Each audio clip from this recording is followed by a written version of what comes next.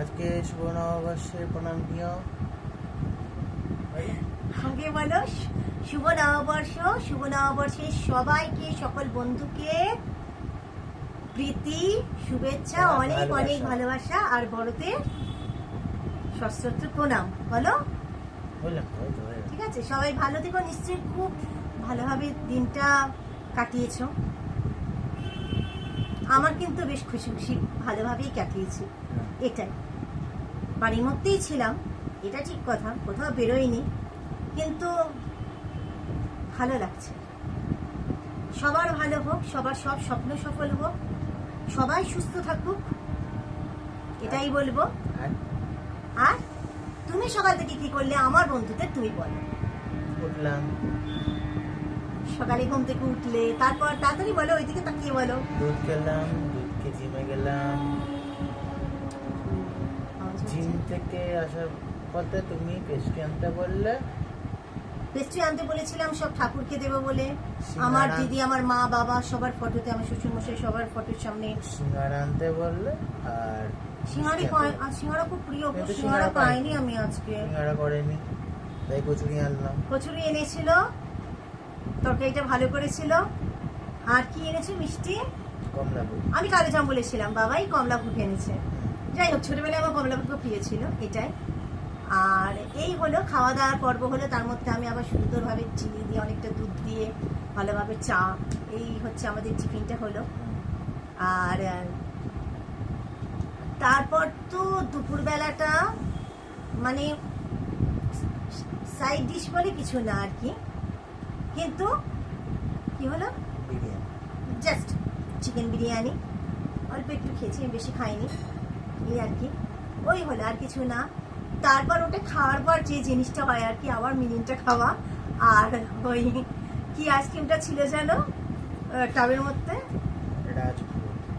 রাজভোগ আইসক্রিমটা আর্ধেকটা ছিল, সেটা না, আমি আজকে পুরোটা খাইনি। যেমন কালকে হচ্ছে ভ্যানিলা আর্ধেকে একটু বেশি ছিল, বাবাইকে 2 চামচ দিয়েছি। বাবাই ভ্যানিলাটা ঠিক পছন্দ করে না, কুনালও না, কুনালকে 2 চামচ, বাদ বাকিটা পুরোটা খেয়েছি। শুধু তাই না, পুরোটা খাওয়ার পর মানে আমি একটা পাকিস্তানি ড্রামা দেখছিলাম, সেটা দেখতে দেখতে চামচ করে খাচ্ছি, মানে ওই দিকে আর নজর নেই আর কি, দেখতে দেখতে খাচ্ছি। পরে দেখছি পেটটা একটু অস্বস্তি হচ্ছে, পেটটা ভীষণ ভার। তারপর দেখছি ভেতরে আর কিছু নেই, পুরোটা ফাঁকা। তারপর ওটা ফোন থেকে ইয়ারফোনটা, মানে কান থেকে ইয়ারফোন টোনগুলো খুলে আমি দিয়ে চেটে চেটে একেবারে সাফ সুতরা করে দিয়ে ওটা মেজে টেচে রাখলাম। তারপর ভীষণ পেট ভরে গিয়েছিল, পারছিলাম না। তা বাবাইকে বললাম একটু 7 আপ দে। 7 আপ খাওয়ার পরে হজম কি হবে, পেট তো আরো ভুলে গেছে এই করে। তারপর কি চা খেয়েছিলাম মনে পড়ছে না, চাটা তো ভিজিয়ে রেখেছিলাম। রাত্রিবেলা কিছুতেই খেতে ইচ্ছে হচ্ছে না, এমন অবস্থা। তা বললো মাম্মা তুমি খালি পেটে শোবে, অল্প একটু না খাওয়ার মতো খেলাম, এই হচ্ছে ব্যাপারটা। তবে হ্যাঁ, একটা বড় কথা সেটা হচ্ছে এটাই যে মোটামুটি একটা পণ করেছি যে কালকে থেকে রীতিমতো সিদ্ধ, কিন্তু তারপর যখন মিনিটার বোতলটাও দিচ্ছি, ভাবছি আমি না খেয়ে থাকবো কি করে। হ্যাঁ, যাই হোক, এই হচ্ছে ব্যাপার। না না, আমার ডায়েট আর মিনিটা হবে না, না। তো কালকে থেকে ডায়েট, সত্যি কথা বলছি, যদি সিদ্ধ টিদ্ধ খাওয়ার দিকে যেতে না পারি, দুধ কমপ্লেক্স, দুধ কমপ্লেক্স, দুধ কমপ্লেক্স, এইভাবে যাব। আর বাবাই কমপ্লেক্স কিন্তু অর্ডার দিতে হবে, চকোস কিন্তু অর্ডার দিতে হবে। আর চা পাতা আমি কিন্তু তোকে বলে দিচ্ছি, এইটুকু ডিব্বায় চা পাতা আছে, ব্যাস ফুরিয়ে গেল তো ফুরিয়ে গেল, ওটা অর্ডার দিতে হবে। নুন বাড়িতে নেই, সন্তক লবণগুলো দিয়ে কাজ করছি, অল্প একটু পড়ে আছে, নুন অর্ডার দিতে হবে। সেদিনও বলেছিলাম, তাকে বাজারে গেলাম, ভুলে গেলাম নুন আনতে। ব্যাস এইগুলো, মানে কিছু বাজার টাজার এইগুলো আর কি করতে টরতে হবে। এই সকালবেলা বেড কভার কেচেছি, তোমরা দেখো, এখন শুধু জাস্ট গদিতে আমরা বসে আছি। এখন এই কখন শুকিয়ে গেছে এখন পাততে পারছি না, রাত্রিবেলা পেতে শুতে হবে।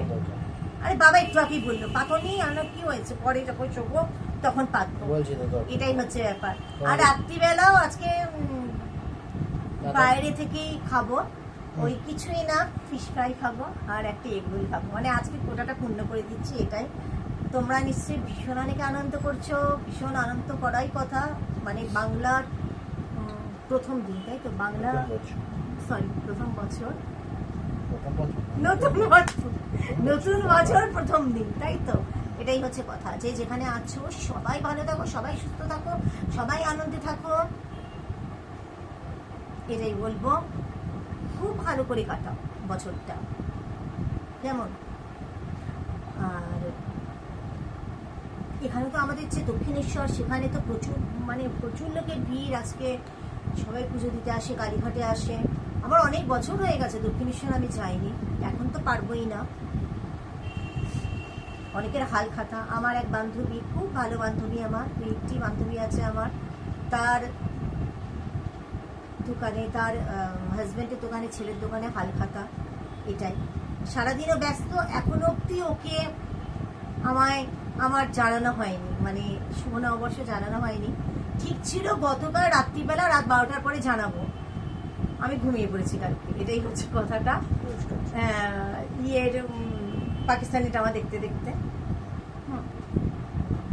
তোমাদের যাদের যাদের ইন্টারেস্ট পাকিস্তানি ড্রামার, তারা ইউটিউবে সার্চ করে দেখতে পারো যে কুরবান, বিলালের, ঠিক আছে? পাকিস্তানি অ্যাক্টর বিলাল, আমার খুব ভালো লাগে, দারুণ অভিনয় করে। আর ওইটাই আমি দেখছি এখন, কুরবানটা দেখছি। প্রথমে একটা দেখেছিলাম আব্দুল্লাহ পোরকা দেবদাস, ওটাও খুব ভালো হয়েছে, ওটাও বিলালের। আর এইটা এখন দেখছি কুরবানটা। তো বাবাই, তোমার কি বক্তব্য, তোমার কি বলবে বলো? আমার আবার কেন জানি না, জানো তো, আজকে আবার দুটো চোখ দিয়ে আমার জল বেরোচ্ছে। কালকে ডাক্তার দেখাবে? হ্যাঁ, চোখের ডাক্তারের কাছে কালকে যাবো। আর সকালবেলা মনে করি ফোনটা করতে হয় আমাকে ডাক্তারবাবুকে। করে নেবে। হ্যাঁ, কালকে ওয়েট নেবো, তোমাদেরকে জানাবো কালকে আমি কততে পড়েছি ওয়েটে। কালকে প্লিজ প্লিজ তুই ওয়েটটা নিস, আমি শুরু করছি কালকে থেকে, ওয়েটটা নিস, কেমন? এটা আর কি বলবি বল, তুই কিছু বল। আমি আর কি বলবো? আর তুই আমার কাছে আয়। তোমরা মনে মনে এই বাচ্চাটাকে আশীর্বাদ করো, যেন ওই বাচ্চাটা ভালো হয়, মানুষের মতো মানুষ হয়, বাচ্চাটা ভালো হয়। হ্যাঁ, পরীক্ষা দিচ্ছে যেন সফল হয়। আর তোমাদের মতো এই সুস্থ থাকুক, ভালো থাকুক, সব স্বপ্ন সফল হোক আমার বাবাই শোনা। আর অবশ্যই আশীর্বাদ করো এবং একে বলো যে সারা জীবন যেন আমার হাঁটতেই হবে, ধরেই থাকে। এটা বকাই খুব আমাকে, জানো তো, শাসন করে একটা সময় খুব। রাস্তাঘাটে বেশি, আমি তো রাস্তাঘাটে গাড়ি ঘোড়া খুব ভয় পাই, আমি ক্রস করতে গেলে মারাত্মক ভয় পাই। অনেক সময় হয় কি বলতো, আমি নার্ভাস হয় না, মাঝ রাস্তায় দাঁড়িয়ে পড়ি, প্রচণ্ড বকতে শুরু করে দেয় আমাকে। আর ট্রেনে বাসেও আমি দেখেছি, মানে লোকরা সময় আমার দিকে তাকায়। হ্যাঁ, এই অনেক সময় তো ওর সাথে যেতে গেলে আমাকে ওর মা মনে হয় না, হাইটে বেটে বলে। হ্যাঁ, অনেকে দিদি বলে আর কি, তো ভাবে হয়তো দিদিটাকে বকছে, তাই তো বাবাই? এই হচ্ছে ব্যাপার। তুমি কিছু বলো। আমি কি বলবো? তুমি বলো। তুমি বলবে না? আমার খুব ভালো লাগছে আজকে। আমাকে আমার কাকু ফোন করেছে, মানে আমার নিজের ছোট কাকু। উনি একমাত্র, উনি গোস্বামী বংশে আর কি, মানে বাবাদের জেনারেশনে উনি একমাত্র বেঁচে আছে। অনেকক্ষণ কথা হলো, ভালো লাগলো, স্বাভাবিক ভালো লাগবে। এখনো মানে কিছু কিছু মানুষকে আমার এখনো, মানে মানুষকে কি বলছি, মানে বন্ধুকে আমার শুভ নববর্ষ বলা বাকি রয়ে গেছে, এখন আমি বলবো সেটা। দেখো বন্ধুরা, এই শুভ নববর্ষ বলাটার মধ্যে কিছুই নেই, কিন্তু কি ব্যাপার বলো তো, কথাটার মধ্যে, মানে কথাটা বললে মানে সেটা অনেক কিছু আছে, সেটাই ভালো লাগে বেশ, জানো তো। মনটা খারাপ হচ্ছিল সকালবেলা। ন্যাচারালি আমি বাবাইকে বললাম যে গত বছরও তো আমি আমার দিদিকে শুভ নববর্ষ বলেছিলাম, খুশি হয়েছিল, এবং আমার দিদি আমাকে সুস্থ ছিল। যে বাবাইও বললো আজকে সকালবেলা, হ্যাঁ মাম্মা, মাসে অনেকটা সুস্থ হয়ে গিয়েছিল। অ্যাকচুয়ালি আমার দিদি আবার প্রচণ্ডভাবে অসুস্থ হলো, যেটা ডিটোরেট করলো হচ্ছে আবার জুলাই মাস থেকে।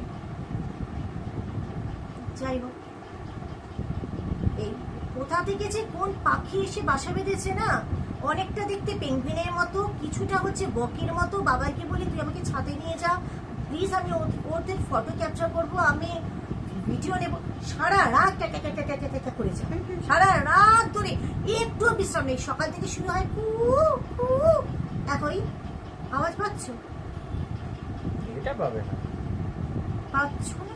এটা পাবে না। ক্যাকা করে পাচ্ছ না? করতে হবে।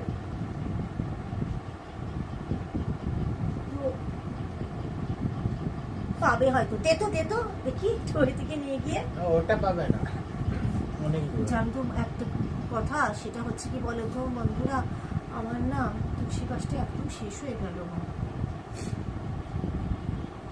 অ্যালোভেরাটা হচ্ছে বামুন মনে হয় এসেছে, অ্যালোভেরা গাছটা আমার কিছুতেই বাড়ছে না। তো তুলসী গাছটা আজকে কি করবো বলে, মঞ্জুরি ফঞ্জুরি সব ছোটো ছোটো করে কেটে জবা ফুলের যে টব সেখানটায় দিয়ে দিলাম আমি। আর ওই যে ম্যাজিক স্টিক না, একটা কথা তোমাদের জানাচ্ছি শোনো, অ্যালোভেরাটাই ম্যাজিক স্টিকটা দেওয়ার পরে অ্যালোভেরা কিছু বাড়ছে না, বাড়েনি, এখনো পর্যন্ত বাড়েনি। আজকে একটু বেশি করে দিয়ে দিলাম, আজকে প্রতিটা গাছে আমি ম্যাজিক স্টিক দিয়েছি, হচ্ছে গ্রিন ম্যাজিক স্টিকটা এনেছিলাম তো। কিন্তু যে মানি প্ল্যান্টটা আমি আলাদা করে বসিয়েছিলাম এমনি আলাদা করে একটা, ওটা বাড়ছিল না, পাতাগুলো ছোট ছোট হলুদ হয়ে যাচ্ছিল। কিন্তু ওইটা যেদিন বসালাম পরের দিন থেকে দেখছি, পারলে এর মধ্যে আমি তোমাদের দেখাবো, ওটা বেশ সুন্দর তাজা হয়ে গেছে এবং অনেক পাতা হয়েছে, পাতাগুলো এখন বড় হচ্ছে। তার মানে এই যে গ্রিন ম্যাজিক স্টিক, এটা কিন্তু ভালো ফল দিচ্ছে। এবার আমি আজকে অপরিচিত গাছটাতেও বসিয়েছি, এবার দেখি কি অবস্থা হয়। অ্যালোভেরা যদি না বাড়ে, অ্যালোভেরা আর কি করবো, এখানে রেখেছি আমি, পরে ক্যাজুলাটা এখানে নিয়ে আসবো, ক্যাজুলাতেও বসিয়েছি, জবাতেও বসিয়েছি। জবাতে ওই একবার মানে জবা গাছ ওই এসেছিল, একটাই ফুল দিয়েছিল, ন্যাড়া হয়েছিল, মানে যতবার এনেছি 3 বার মাত্র ফুল দিয়েছে, মানে এনেছি তাও জবাটা 2 বছরের উপর হয়ে গেছে। হ্যাঁ, 3 বছর হয়ে গেছে। দেখো কাণ্ড, এইটুকু বেটে হয়ে আছে, ওটা বামুন, এইটুকু বেটে হয়ে আছে। তেঁতুল গাছে বিচি ফেলে সেই গাছ ঝাড় হয়ে গেল। আর এই জবা ফুল তো তাও একটা একটু করে, মানে যখন মনে হয় তো মুড হয় তখন ফুল দেয়, সেটা তো ম্যাজিক স্টিকটা বসিয়েছি। তবে আমার মনে হচ্ছে ভালো ফল আমি পাচ্ছি। আর একটা যেটা আমি অবশ্যই রিভিউ দেখবো, আমি আমার বন্ধুদের ইউটিউব চ্যানেলে ভিডিও দেখবো, যে লাল পটাশ, আমি দেখেছি যে লাল পটাশ নাকি মাটিতে দিলে মানে গাছে বৃদ্ধি তো হয় এবং ফুলের কাছে প্রচুর ফুল ধরে। তো লাল পটাশটা এবার আমি অর্ডারটা করব, এটাই। আর ম্যাগনেসিয়াম সালফেটটা এনেছিলাম না বাবাই, ওটা কিন্তু আমি রিভিউ থেকে ম্যাগনেসিয়াম সালফেটটা আমি এনেছিলাম এইটাইতেই, যে গাছের পাতা হলুদ হয়ে যায় সেটা ম্যাগনেসিয়াম সালফেট দিলে ঠিক হয়। কিন্তু আমার ক্ষেত্রে কি হয়েছে জানো তো, আমি ম্যাগনেসিয়াম সালফেটটা কিন্তু আমি রেখে দিয়েছি, আমি 2 বার অ্যাপ্লাই করেছি। আমি যতবার অ্যাপ্লাই করেছি, মানে যখনই আমি অ্যাপ্লাই করেছি 2 বার, তখনই অবশ্যই ম্যাগনেসিয়াম সালফেটটা হচ্ছে সূর্য ডোবার পরে বা সূর্য ওঠার আগে গাছের মধ্যে দিতে হবে। তোমার ওই 2 চামচ একটা বোতলের মধ্যে বা মগের মধ্যে দিয়ে ভালো করে গুলে রেখে দাও।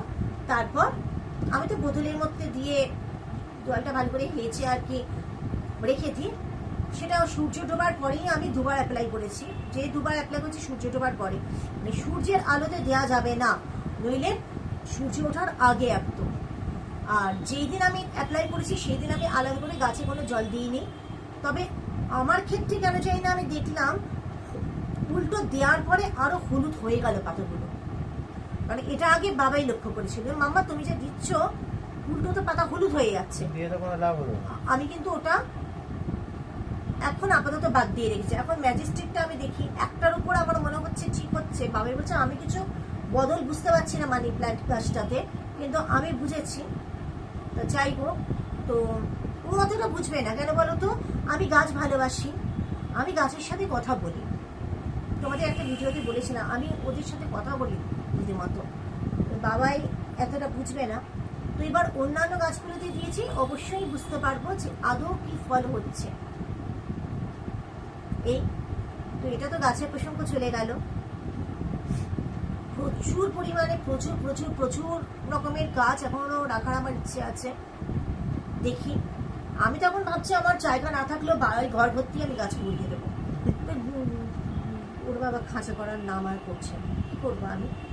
বেশি বেশি করে আজকে একটা কাজ করছি না তো, এই জানলাটা পরিষ্কার করছি, এই জানলাটায় ক্যাজুয়াল ওভারটা ছিল, খুব সরিয়ে দিয়েছি। মানে পুরো সরিয়ে দিয়েছি। এই এখন আমি এই জানলাটা বন্ধ করতে পারছি, পুরো জানলাই খোলা থাকতো।